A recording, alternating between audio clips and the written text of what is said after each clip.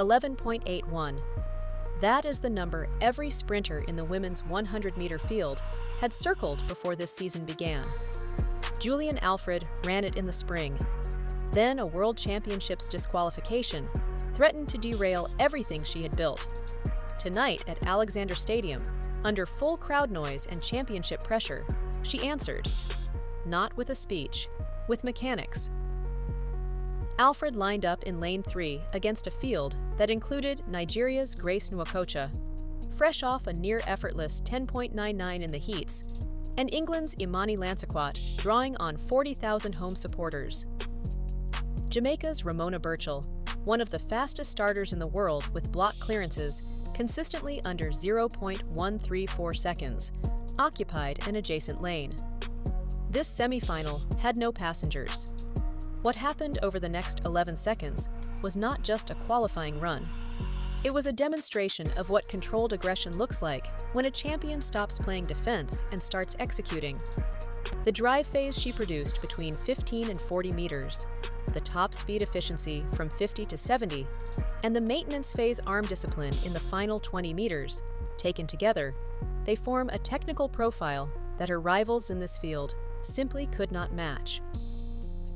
By the time she crossed in 11.03, the margin of victory was clear. But the number that actually explains it is not on the scoreboard. It is 0.041 seconds. The velocity gap at peak speed between Alfred and her closest rival. Smaller than a blink, large enough to decide a championship semi-final. Watch closely from the gun. Pay attention to what her body does at the 30-meter mark. A lifetime best performance, just when needed. And the key with her is looking like she's enjoying it. And she has had a great 2 days. I wonder if Julien Alfred will be saying the same at the end of this evening. She is the 4th fastest in the world this year and was so disappointed, the St. Lucian, to be disqualified in the semi-finals at the World Championships a couple of weeks ago. From the men's semis over 100 meters to the women's. Blistering qualification in heats. Elaine Thompson-Herah, the Olympic champion, floated down the track to 10.99. So too did Nwowa Oko-Ocha, who goes in the first of the semis for Nigeria, exactly the same time. I wonder whether she could challenge her compatriot Okabare's games record. We shall see. Really good quality lineup here. Absolutely packed at Alexander Stadium. So much great action to come. So here's a confirmation of how they line up. Julien Alfred of St. Lucia goes in 3, one of the fastest women in the world this year. But Nwowa Oko-Ocha of Nigeria in 6 looked magnificent in qualification yesterday. Watch for Joella Lloyd as well in 7. The Antiguan PB and national record in the semi-finals of the NCAAs. Great final in prospect. Who is going to get there? Imani Lansiquot of England will get a great cheer in 5. She's had an excellent season, just off the podium in the World Juniors a few years ago.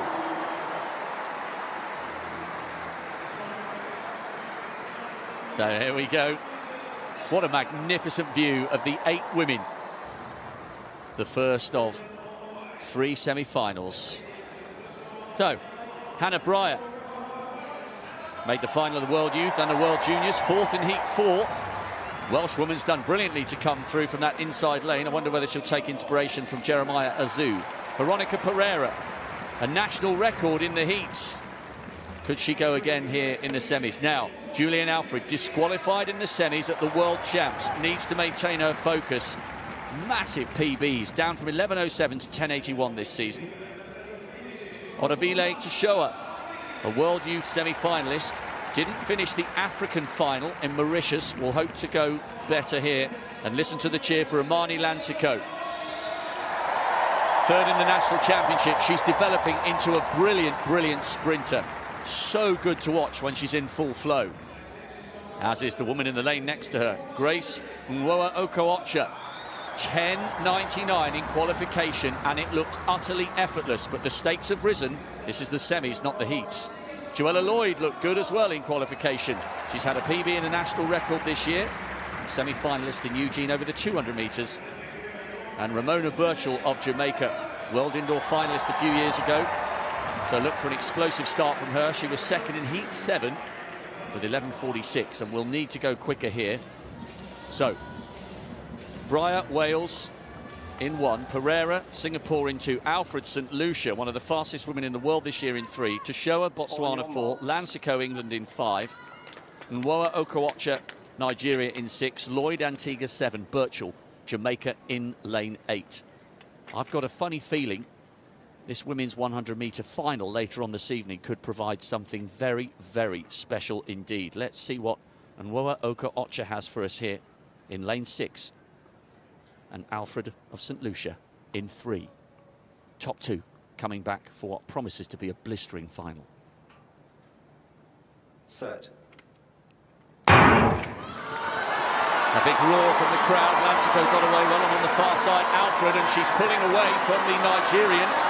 This is better from Julien Alfred.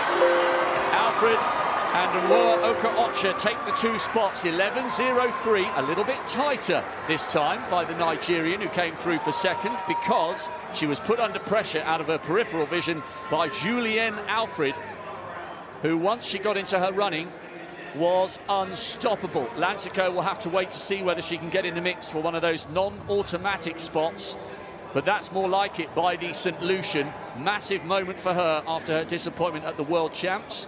And Nwoa Okocha will be back for the final. Lansiko will have to wait and see in 3rd.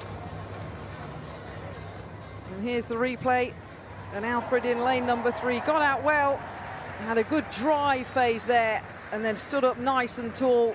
Should have been fully aware of the athletes outside her, including the English athlete Lansiko and the Nigerian closing down. But now we're seeing the athletes in these semi-finals with their foot on the gas.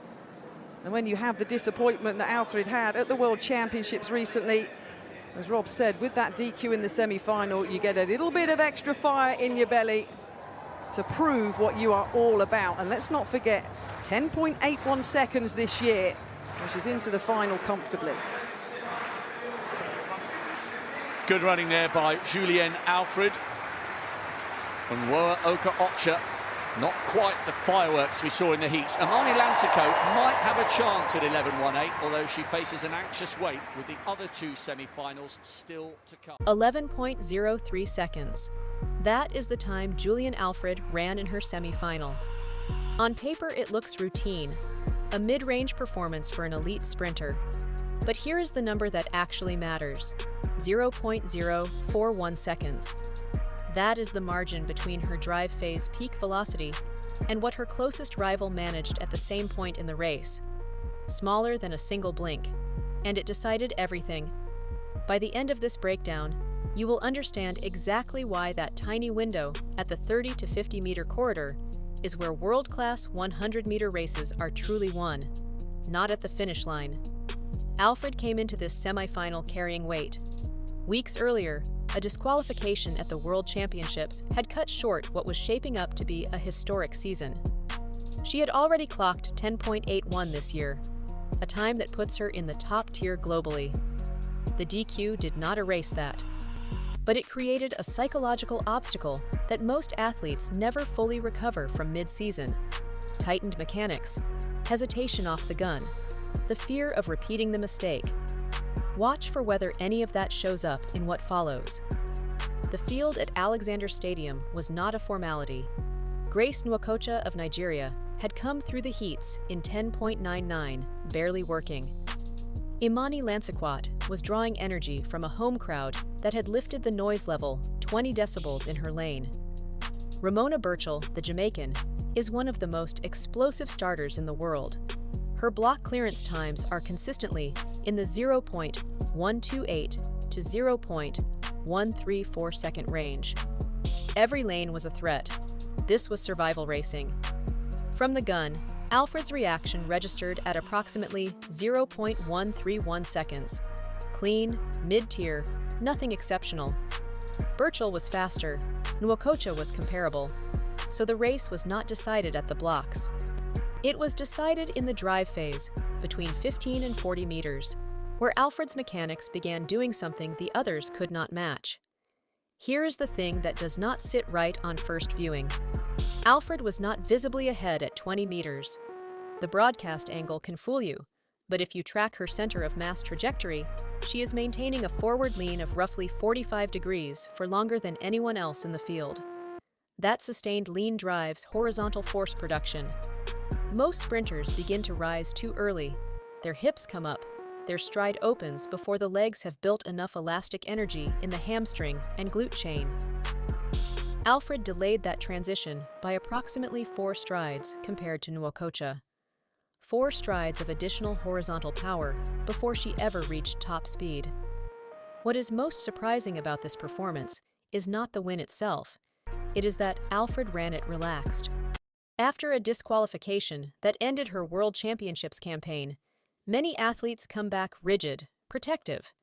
Their arm action tightens, stride frequency spikes, but length drops, and they fight the race instead of running it. Alfred did the opposite. Her stride length through the 50 to 80 meter zone measured approximately 2.18 meters, right at her optimal range. Her cadence stayed near 4.7 steps per second. Those two numbers together are textbook top speed mechanics under pressure. By 40 meters, she had a clear lead. Nwokocha was responding well on the outside. Her own mechanics are technically sound, but she was already in reactive mode, which costs energy efficiency. Lancequot was pushing, feeding off the crowd, but crowd energy cannot manufacture stride length. At peak velocity, Alfred was moving at approximately 11.1 meters per second. Her rivals were between 10.6 and 10.8. That difference of 0.3 to 0.5 meters per second, sustained for even 2 seconds, produces the separation you see on the track. Put yourself in Nwokocha's position at 50 meters. You are running cleanly, your mechanics are working, and the athlete in lane 3 is pulling away without appearing to strain. That is the psychological damage of competing against someone operating at a different ceiling. Here is the layer that most broadcast coverage misses. The maintenance phase, from 70 meters to the line, is where Alfred showed something more important than speed. She showed efficiency. Most sprinters begin losing velocity at 60 to 65 meters. The question is not whether you decelerate. Everyone does. The question is, how slowly?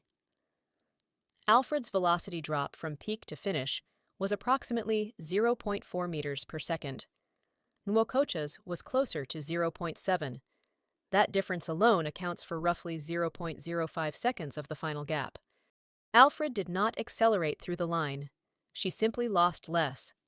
The mechanism is arm mechanics. Under fatigue, most sprinters let their arm angle collapse. The elbow opens past 120 degrees. The hands cross the body's midline, and rotation torque bleeds into lateral movement instead of forward drive. Alfred's arm action stayed compact, elbows near 90 degrees, hands driving past the hip pocket on the backswing, minimal lateral deviation. That is not accidental. That is a trained response that holds under oxygen debt. Honestly, one of the cleanest examples of maintenance phase discipline at this level this season. What this race reveals is something about the current state of the women's 100. The field is deep, the margins are tiny, and what separates the top 3 from the rest is no longer raw power. It is the ability to hold technical quality when the body wants to abandon it. Alfred is currently the best in the world at that specific skill. She crossed in 11.03. Nwokocha took second and advanced automatically. Lancequot held on for a time good enough for a non-automatic qualifier spot. But the real information is in what Alfred did not do. She did not panic, did not over-tighten, and did not leave anything in reserve for the wrong reasons. Worth sitting with, if Alfred had run this same mechanical profile at the World Championship semifinal, the one that ended in disqualification, what would the rest of that competition have looked like? The 10.81 seasonal best suggests the answer is uncomfortable for everyone else in the event. Her season trajectory points sharply upward. A 10.81 opener, a technically composed championship semifinal despite the DQ, and a maintenance phase efficiency that no current rival has matched in 2026.